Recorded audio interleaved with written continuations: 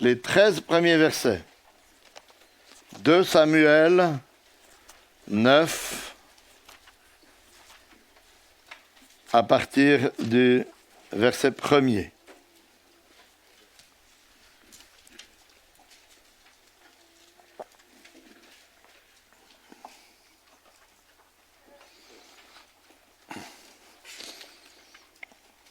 C'est un récit qui prend part après la mort de Saül et de toute sa famille, en fait, du roi Saül.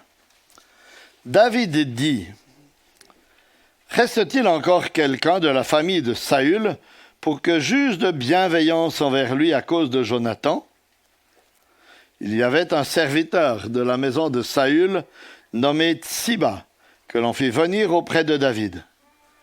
Le roi lui dit, « Es-tu Tsiba ?» Et il répondit, « Je le suis, moi, ton serviteur. » Le roi dit, « N'y a-t-il plus personne de la famille de Saül pour que j'use envers lui de la bienveillance de Dieu ?» Et Tsiba répondit au roi, « Il y a encore un fils de Jonathan, perclus des pieds. » Le roi lui dit, « Où est-il » Et Tsiba répondit au roi, « Il est dans la maison de Makir, fils d'Amiel, à Lo-debar. » Le roi David l'envoya chercher dans la maison de Makir, fils d'Amiel, à Lo-debar. Et Méphibosheth, fils de Jonathan, fils de Saül, vint auprès de David, tomba face contre terre et se prosterna. David dit, « Méphibosheth » Il répondit, « Voici ton serviteur. » David lui dit, « Sois sans crainte. Pour sûr, je vais user de bienveillance envers toi à cause de ton père Jonathan. Je te rendrai toutes les terres de ton père Saül, et tu mangeras toujours à ma table. » Il se prosterna et dit, « Qu'est ton serviteur pour que tu te tournes vers un chien mort tel que moi ?» Le roi appela Tsiba, serviteur de Saül, et lui dit, « Je donne au fils de ton seigneur tout ce qui appartenait à Saül et à toute sa famille. Tu cultiveras le sol pour lui, toi, tes fils et tes serviteurs, et tu rentreras les récoltes afin que le fils de ton seigneur ait du pain à manger. Et Méphibosheth, fils de ton seigneur, mangera en permanence à ma table. » Or Tsiba avait 15 fils et 20 serviteurs. Tsiba dit au roi, « Ton serviteur fera tout ce que le roi, mon seigneur, ordonne à son serviteur. » David avait dit, « Méphibosheth mangera à ma table comme l'un des fils du roi. » Méphibosheth avait un jeune fils nommé Mika, et tous ceux qui demeuraient dans la maison de Tsiba étaient serviteurs de Méphibosheth. Méphibosheth habitait à Jérusalem, car il mangeait en permanence à la table du roi. Il était boiteux des 2 pieds. Puis une deuxième lecture dans l'évangile de Matthieu, au chapitre 8. C'est une partie du texte qu'on a étudié mercredi dernier à l'étude biblique. Juste 3 versets. Matthieu 8, versets 10 à 12. C'est ce que Jésus dit alors qu'il voit la foi du centenier romain qui était venu demander que son serviteur soit guéri. Voilà ce que Jésus dit. Après l'avoir entendu, Jésus, plein d'admiration, dit à ceux qui le suivaient, donc au verset 10, Matthieu 8, 10, « En vérité, je vous le dis, je n'ai trouvé chez personne, même en Israël, une si grande foi. Or, je vous le déclare, plusieurs viendront de l'Orient et de l'Occident et se mettront à table avec Abraham, Isaac et Jacob dans le royaume des cieux. Mais les fils du royaume seront jetés dehors dans les ténèbres, où il y aura des pleurs et des grincements de dents. » Puis une troisième lecture dans l'Apocalypse, au chapitre 19. Apocalypse, chapitre 19, les versets 5 à 9. Apocalypse 19, à partir du verset 5. une description de la réalité céleste, telle qu'elle sera lors du retour de Jésus-Christ. Apocalypse 19:5, une voix sortit du trône. Louez notre Dieu, vous tous ses serviteurs, vous qui le craignez, petits et grands. Et j'entendis comme la voix d'une foule nombreuse, comme la voix de grandes eaux et comme la voix de forts tonnerres, disant « Alléluia ! Car le Seigneur Dieu, le Tout-Puissant, a établi son règne. Réjouissons-nous, soyons dans l'allégresse et donnons-lui gloire. Car les noces de l'agneau sont venues et son épouse s'est préparée. Il lui a été donné de se vêtir de fin lin éclatante et pur. Le fin lin, ce sont les œuvres justes des saints. L'ange me dit, écris, heureux ceux qui sont appelés au festin des noces de l'agneau. Puis il me dit, ce sont les paroles véritables de Dieu. Jusqu'ici, notre lecture dans la parole infaillible de Dieu. C'est le moment où les plus jeunes enfants vont pouvoir se rendre à l'école du dimanche avec Esther. Et je laisse la place à Stéphane Zurcher qui va prêcher pour nous à partir de ce texte de 2 Samuel 9. Stéphane est pasteur à l'église réformée baptiste de la Broye, à Payerne. Et c'est un échange aujourd'hui. Valentin Mazur prêche à Payerne à la place de Stéphane. Sois le bienvenu, Stéphane, parmi nous. Est-ce qu'il y a quelqu'un qui veut un questionnaire encore? Je vois qu'il y en a encore un ou deux. Levez la main, puis on vous l'apportera si jamais. Non. OK. Alors, c'est bien.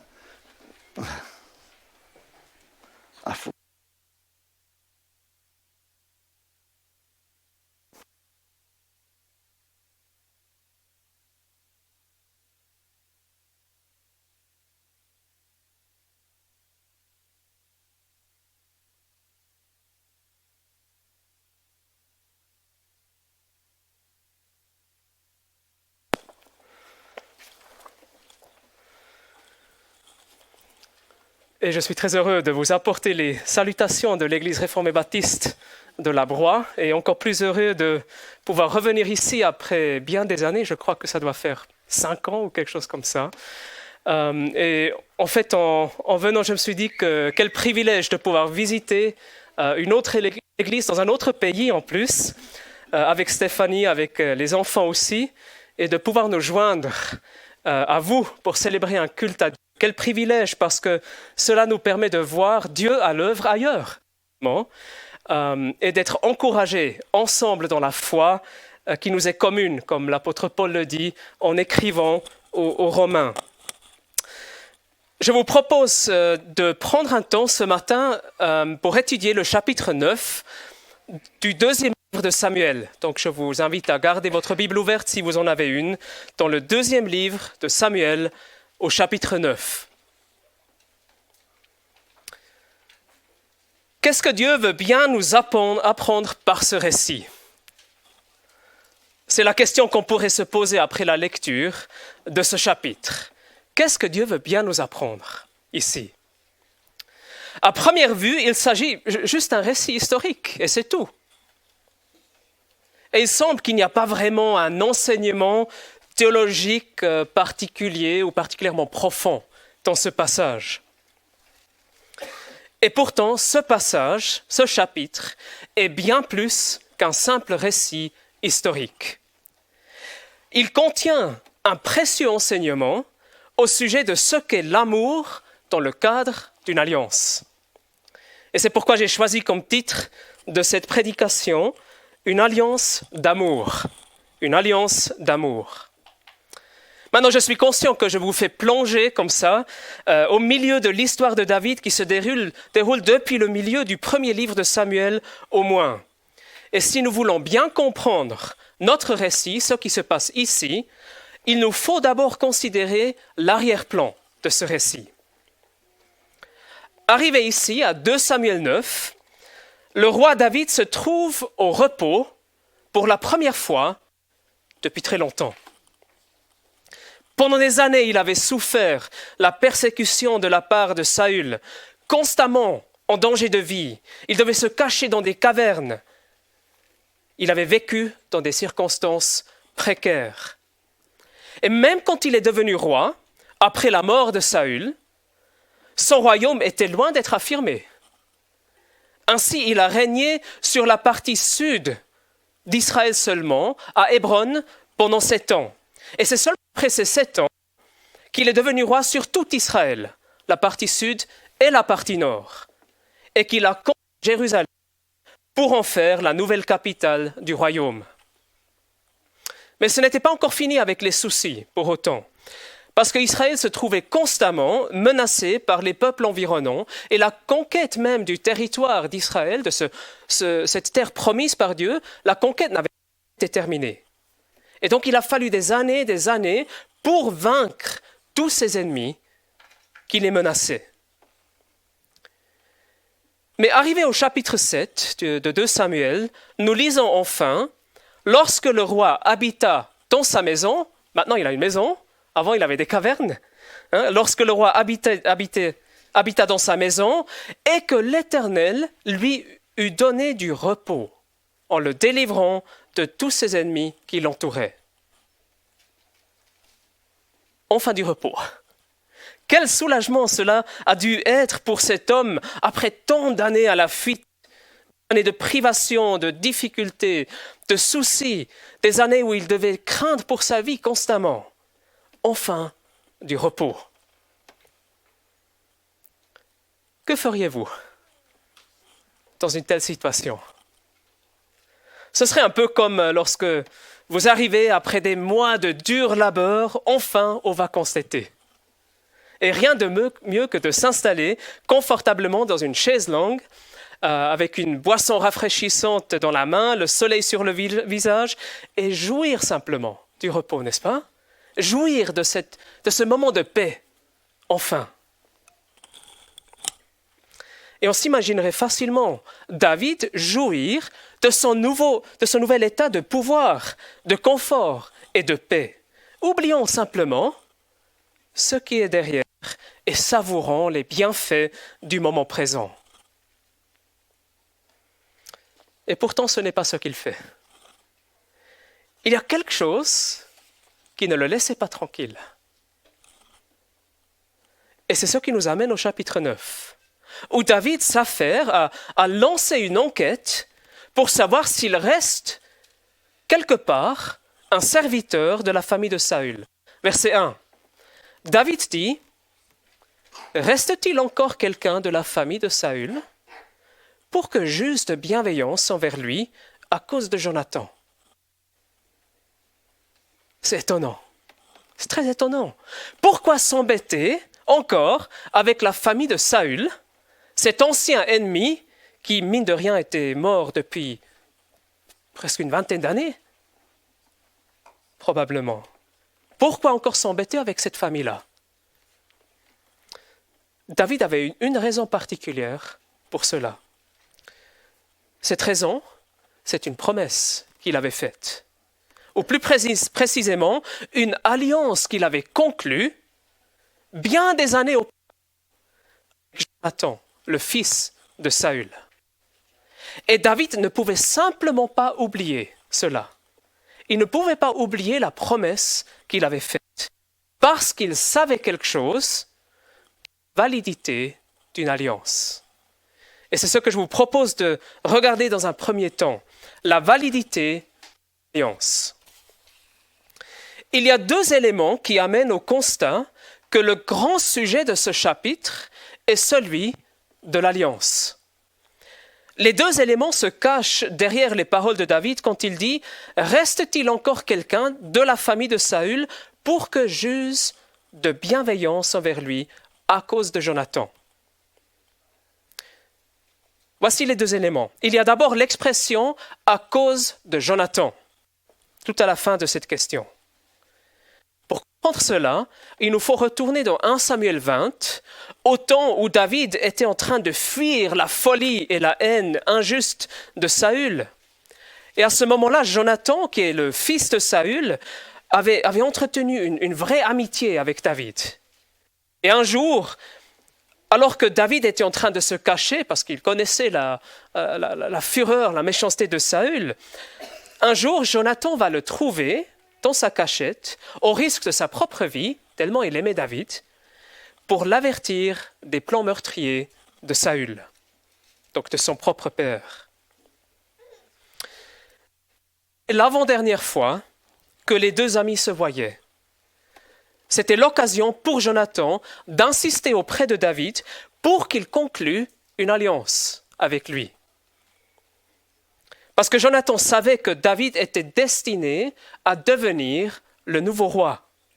Et il voulait alors s'assurer que celui-ci, que David, userait de bienveillance envers lui et sa famille une fois qu'il sera au pouvoir.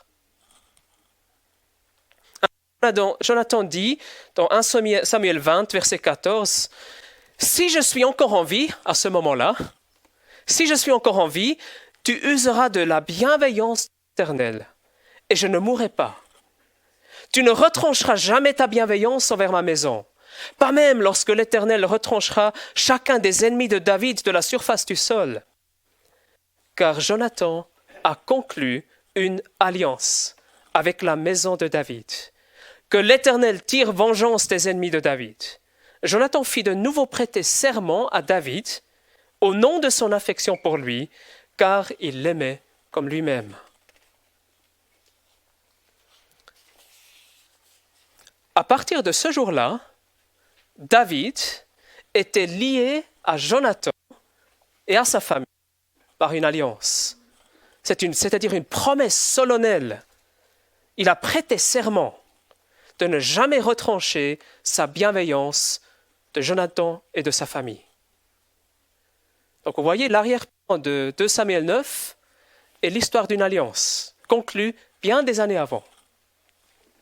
Le deuxième élément qui nous aide à comprendre que derrière l'enquête de David pour chercher un survivant de la famille de Saül, le deuxième élément se trouve dans l'expression « user de bienveillance ». Reste-t-il encore quelqu'un de la famille de Saül pour que j'use de bienveillance envers lui à cause de Jonathan? Le mot hébreu qui est traduit par bienveillance, c'est le mot chesed, H-E-S-E-D, H-E-S-E-D, chesed. Et les spécialistes de l'hébreu, dont je ne fais pas partie, donc je ne fais que copier ce qu'ils disent, les spécialistes de l'hébreu disent que c'est un mot très difficile à traduire en raison de la richesse de sa signification. On trouve en effet une multitude de traductions dans ce mot, comme miséricorde ou loyauté ou amour constant, fidèle. Mais ce qui nous aide peut-être le plus à comprendre la signification de ce mot, c'est de constater que c'est un mot qui est presque exclusivement utilisé dans l'Ancien Testament quand le contexte est celui de l'amour particulier de Dieu pour son peuple dans l'Alliance, pour le peuple de l'Alliance. Donc l'amour particulier de Dieu pour le peuple de son Alliance. Presque exclusivement, ce mot est utilisé dans ce cadre-là pour désigner l'amour de Dieu pour son peuple dans le cadre de l'Alliance. Et dans ce cadre-là, dans le cadre de l'alliance de Dieu avec son peuple, il s'agit toujours d'un amour inconditionnel, fidèle, constant et exclusif. Un amour dévoué qui est basé sur une promesse, un engagement solennel de la part de Dieu lui-même. David connaissait la signification de chesed. Et c'est la raison pour laquelle il ne pouvait pas juste s'asseoir confortablement dans sa chaise longue, dans son fauteuil, se reposer et oublier tout ce qui était derrière lui, une fois qu'il est arrivé au repos. Parce que David était conscient notamment de la validité permanente d'une alliance. Et c'est pourquoi c'est une promesse faite bien des années auparavant qui détermine ses actions dans le présent. remonter à des années, cette promesse faite. Mais c'est cette promesse-là, parce qu'elle est encore valable, qui détermine ses actions dans le moment présent. Et la première chose que ce texte nous aide à comprendre, justement, c'est que ni le temps, ni les circonstances annulent la validité d'une alliance. Ni le temps, ni les circonstances ne peuvent annuler la validité d'une alliance, d'une promesse qui a été faite. Et combien nous pouvons apprendre de cela pour nos alliances, nos promesses d'aujourd'hui. Dès que nous faisons une promesse solennelle, il y a une obligation d'être fidèle à cette promesse, quel que soit le temps écoulé. Le monde dans lequel nous vivons a bien de la peine à comprendre cela, et parfois nous-mêmes. Le commentateur Dale Ralph Davis, qui m'a beaucoup aidé dans l'étude de ce texte, indique comment cela s'applique au mariage, et c'est peut-être au mariage que vous avez déjà pensé. Davis fait cela en prenant l'exemple d'un film où une femme demande à son amant s'il ne voudrait pas la marier. Et là, cet homme répond, « Est-ce que tu penses vraiment que je t'aimerais plus à cause d'une signature sur un papier ?»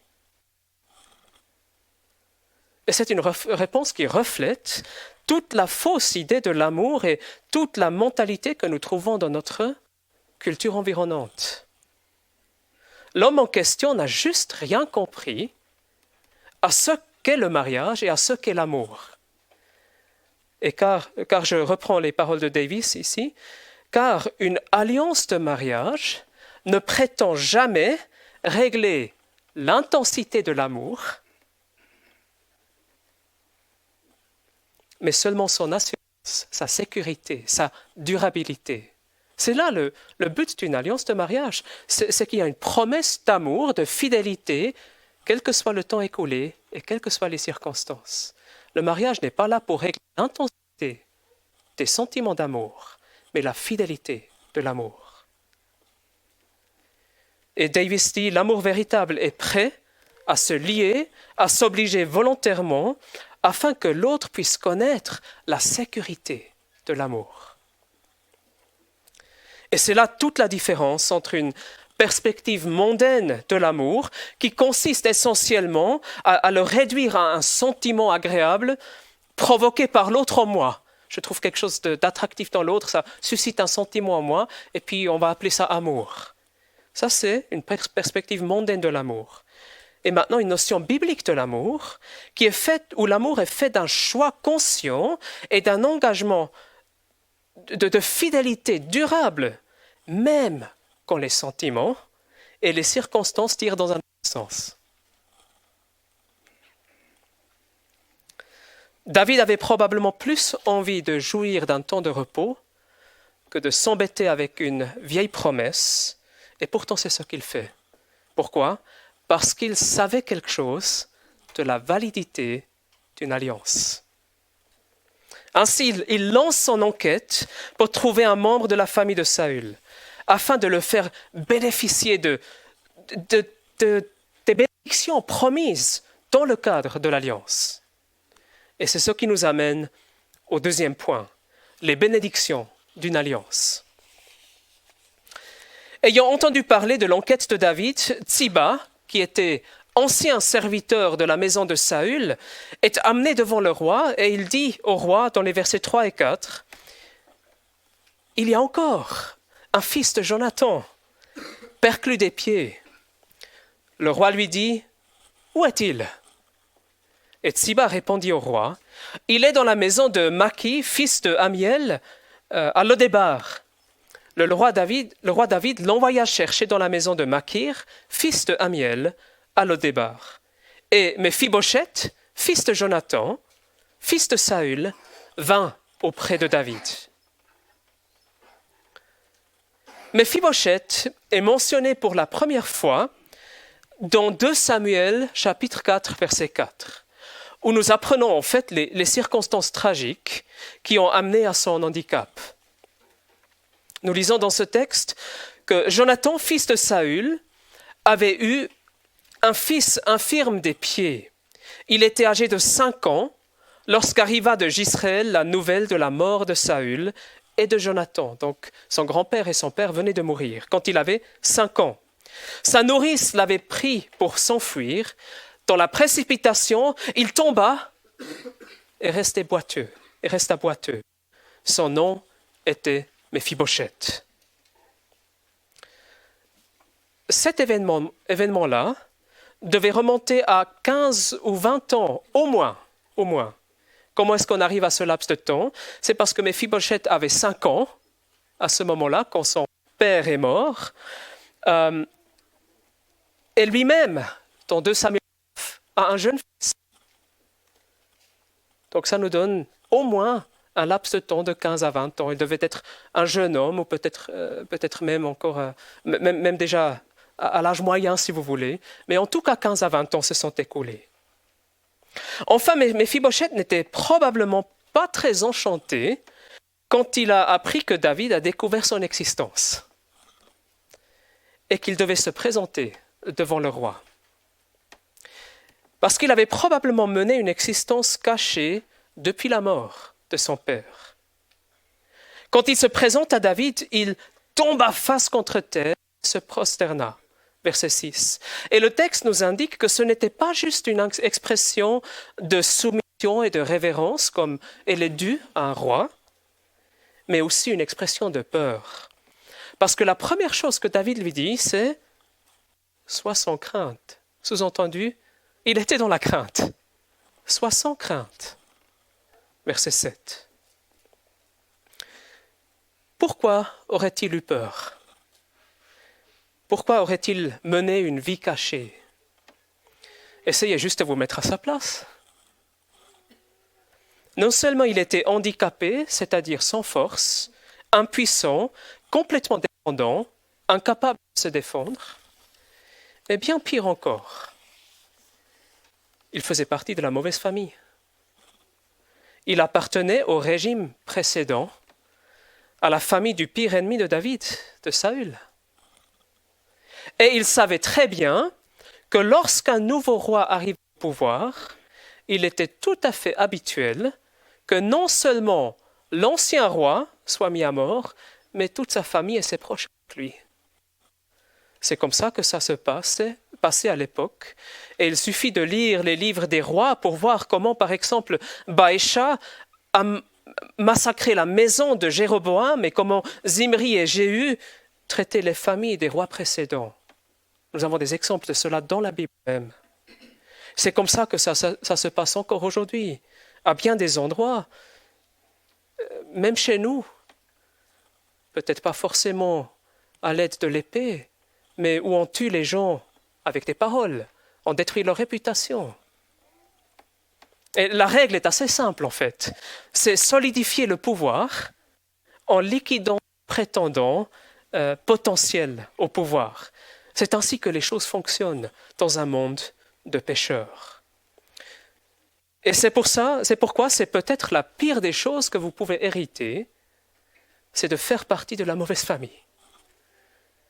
Et Méphibosheth savait très bien cela. Dale Ralph Davis, dans sa manière souvent très percutante, dit que Méphibosheth était peut-être handicapé des jambes, mais certainement pas du cerveau. Il savait très bien comment les choses se passaient d'habitude. Et il avait une autre raison encore pour craindre David. C'est qu'il ne savait rien de l'alliance qui existait entre son père Jonathan et le roi David. Il n'avait eu que 5 ans lors de la mort de son père et il n'était peut-être même pas né quand Jonathan et David avaient conclu leur alliance. Donc il était complètement ignorant. Il était impuissant, sans force, il faisait partie de la mauvaise famille et il n'avait aucune raison pour s'attendre à quoi que ce soit de bon de la part de David, du nouveau roi, qu'il avait en plus vu tuer des ennemis tout autour pendant des années. Méphibosheth avait bien des raisons pour être dans la crainte. Et pourtant, lorsqu'il fait son apparition devant David, il ne reçoit absolument pas ce qu'il attendait. Car David dit « Sois sans crainte ». Comment ça? Pourquoi ne devrait-il pas craindre le nouveau roi? La réponse, c'est chesed, l'amour fidèle et constant que David avait promis au père de Méphibosheth dans le cadre d'une alliance. Sois sans crainte, pour sûr, verset 7, je vais user de bienveillance, de chesed, envers toi à cause de ton père Jonathan. Et David ne va pas seulement épargner Méphibosheth, il déverse sur Méphibosheth toutes les bénédictions d'une alliance d'amour. Et je crois que nous pouvons en distinguer 3 au verset 7. Il y a protection, il y a provision et il y a position, une nouvelle position. Premièrement, la protection. Sois sans crainte. Pour sûr, je vais user de bienveillance envers toi à cause de ton père Jonathan. Méphibosheth avait été sans force, impuissant, mais au moment où il apparaît devant le roi David, il se trouve sous la puissante protection du roi en personne. Deuxièmement, la provision, verset 7 toujours. Je te rendrai toutes les terres de ton père Saül, et tu mangeras toujours à ma table. Dans les versets 9 et 10, nous voyons David mettre cette promesse en action. Il restaure à Méphibosheth les terres qui appartenaient à Saül. Il établit Tsiba, l'ancien serviteur de Saül, comme administrateur ou gérant sous les ordres de Méphibosheth. Et parlant à Tsiba, il dit « Je donne au fils de ton Seigneur tout ce qui appartenait à Saül et à toute sa famille. Tu cultiveras le sol pour lui, toi, tes fils et tes serviteurs, et tu rentreras les récoltes afin que le fils de ton Seigneur ait du pain à manger. » Méphibosheth avait été démuni, dépendant, et il se trouve tout à coup sous la bonté du roi qui s'assure qu'on pourvoie à tous ses besoins. Troisièmement, il y a une nouvelle position. Versets 7, 10, 11, 13, 4 fois nous trouvons cela répété. Tu mangeras toujours à ma table. Ou comme au verset 11, Méphibosheth mangera à ma table comme l'un des fils du roi. Il avait vécu une vie dans la peur, en cachette, craignant pour sa vie à cause du nouveau roi et parce qu'il faisait partie de la mauvaise famille. Et là, il se retrouve d'un instant à manger continuellement à la table du roi, comme un des fils du roi, adopté dans la famille. Quel changement de destin, n'est-ce pas? Quel renversement de la condition de cet homme. Voyez comment le dernier verset du chapitre relève le contraste entre ce qu'était sa situation avant et ce qu'elle est maintenant. Méphibosheth habitait à Jérusalem, plus en cachette, quelque part à Lodébar, car il mangeait en permanence à la table du roi, il était boiteux des 2 pieds. Rappel de son état de faiblesse d'avant, et puis maintenant, à la table du roi, tous les jours. Et le roi lui-même prend soin de lui. Pourquoi un tel changement de destin? Pourquoi toute la richesse de bénédiction qui se déverse sur lui? Cela se résume à un seul mot, chesed. L'amour fidèle, constant, inconditionnel, promis dans le cadre d'une alliance. Est-ce que vous voyez tout ce que ce chapitre nous apprend sur la validité d'une alliance d'une part et sur les bénédictions d'une alliance d'amour, les bénédictions qui en découlent? Et sans doute que David nous donne un exemple à suivre, là où nos relations à nous sont basées sur des alliances, sur des promesses. Et nous avons déjà touché à cela brièvement en l'appliquant au mariage. Cependant, s'arrêter là, simplement avec le roi David et sa fidélité à son alliance comme simple exemple à suivre, ce serait passer à côté du véritable but de ce texte. S'il y a une chose qu'il nous faut vraiment comprendre, c'est comment ce chapitre nous oriente vers le Dieu de l'Alliance et son alliance avec son peuple. C'est-à-dire au-delà du roi David, vers le roi des rois, et comment se manifeste son amour dans le cadre de l'Alliance. Et c'est ce que nous verrons dans un troisième point, l'amour de l'Alliance de Dieu. David n'était pas juste un homme avec un sens extraordinaire de responsabilité. C'était un homme qui connaissait et qui craignait Dieu. Est-ce que vous avez remarqué comment il se réfère à Dieu au verset 3, quand il répète sa question initiale, quand il dit « N'y a-t-il plus personne de la famille de Saül pour que j'use envers lui de la bienveillance de Dieu ?» Bienveillance de Dieu, pas juste une bienveillance indéfinie, mais la bienveillance de Dieu. David connaissait le Seigneur, son Dieu, et ce qui le motivait avant tout dans ses actes, c'était la compréhension qu'il avait de la bienveillance de Dieu, du chesed de Dieu. Et David cherchait ainsi à refléter la bienveillance de Dieu, son amour fidèle, sa bienveillance envers son peuple dans le cadre de son alliance. C'est là que nous pouvons réellement faire un parallèle avec nous-mêmes et une application pour nous-mêmes. En fait, à qui devons-nous nous comparer dans tout ce récit ? Notre première tendance, comme c'est souvent le cas lorsque nous lisons les récits des héros de l'Ancien Testament, c'est de nous comparer à David, au héros de l'histoire, et de le prendre comme exemple un peu dans l'idée, si vous voulez être un bon chrétien, il vous faut faire comme lui, il vous faut faire comme David. Et sans doute qu'il y a chez lui des éléments qui nous servent d'exemple. Mais une telle conclusion et application est insuffisante et comporte le risque d'arriver à une application purement moralisatrice. Faites comme lui et tout ira bien pour vous. Vous aurez la paix avec Dieu.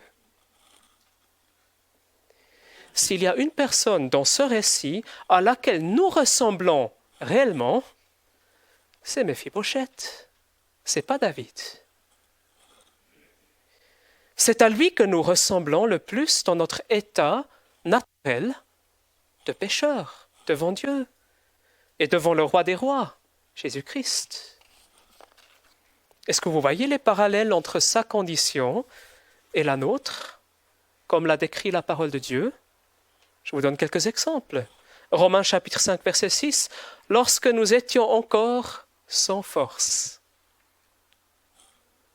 Christ au temps marqué est mort pour des impies, sans force comme Méphibosheth. » Éphésiens va jusqu'à dire que nous étions morts par nos fautes et par nos péchés dans lesquels nous marchions autrefois. Méphibosheth, lui, était impuissant, il était sans force, et c'est ce que nous sommes par nature à cause du péché. Et nous aussi, nous faisons par nature partie de la mauvaise famille. Éphésiens chapitre 2, verset 3, nous étions par nature enfants de colère, comme les autres.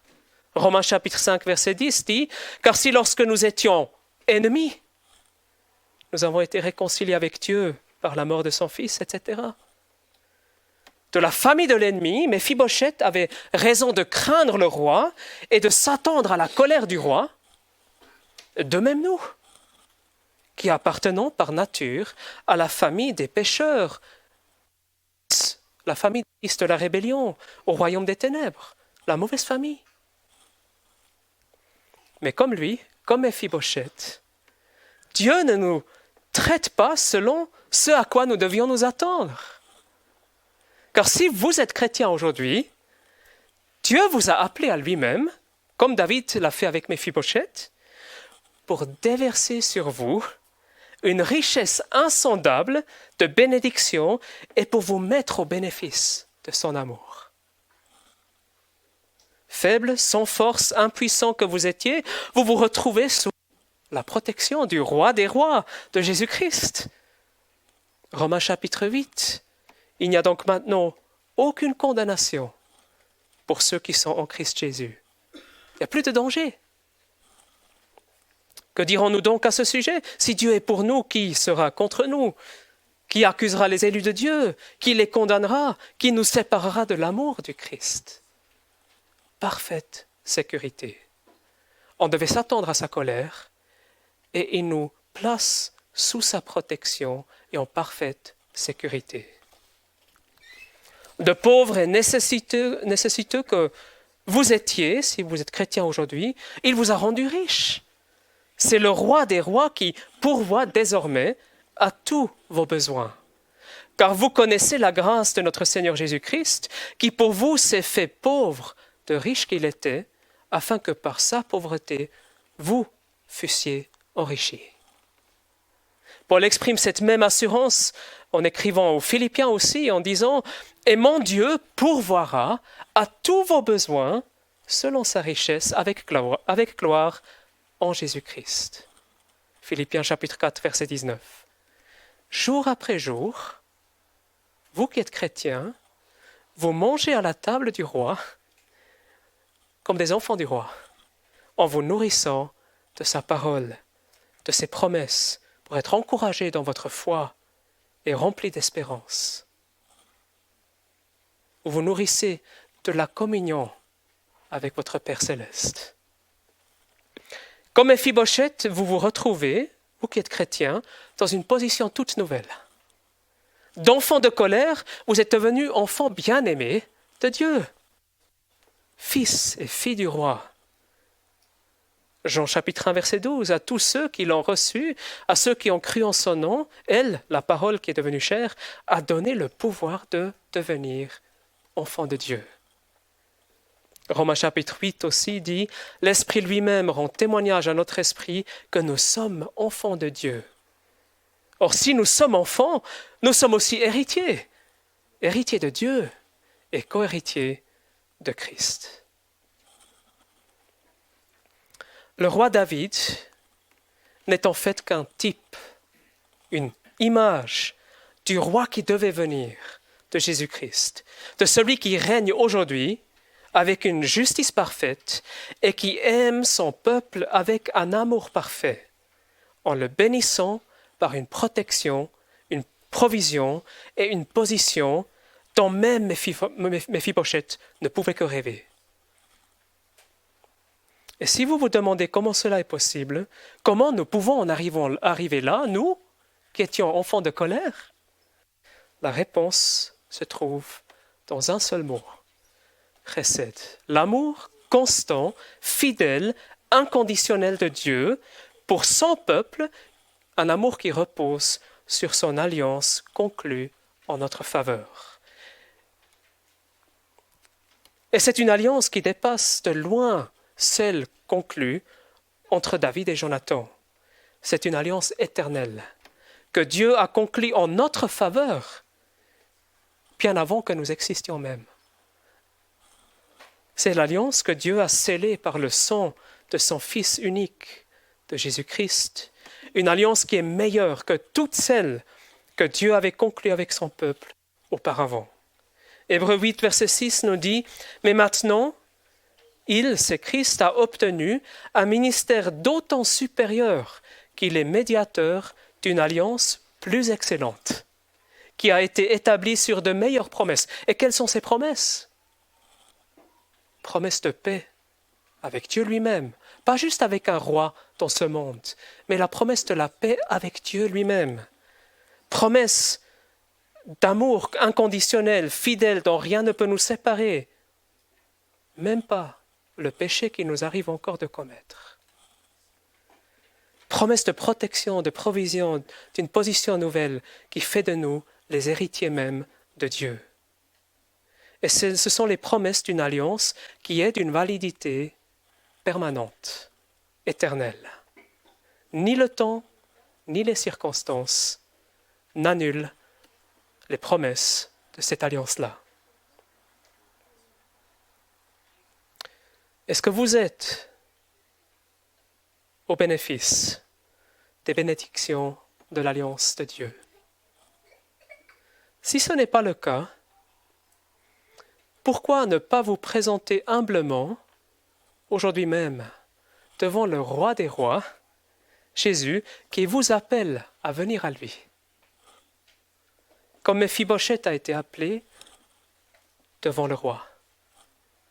Pourquoi pas simplement accepter les conditions de l'alliance en confessant vos péchés, en vous repentant et en mettant votre confiance dans sa bonté, sa bienveillance et sa miséricorde pour être pardonné et sauvé?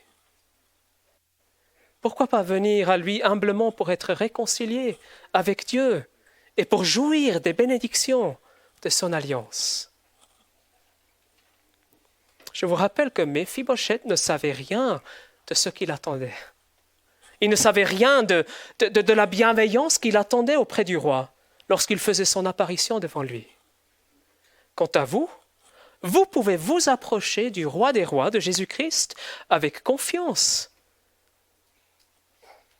Car il a dit, « Venez à moi, vous tous qui êtes fatigués et chargés. » Fatigués du péché qui se trouve en vous et chargés d'une mauvaise conscience qui vous rappelle que vous méritez la colère de Dieu. Venez à moi, vous tous qui êtes fatigués et chargés, et je vous donnerai du repos.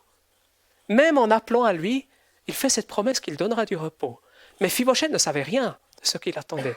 Vous savez ce qui vous attend si vous venez à lui, à Jésus-Christ. Jésus promet aussi ceci, il dit, « Je ne jetterai point dehors celui qui vient à moi. » Impossible. Jean chapitre 6, verset 37. « Il vous recevra plutôt avec toute la richesse de chesed, de sa bienveillance, de l'amour de son alliance, tel que le récit de David et Méphibosheth nous les révèle. » Amen.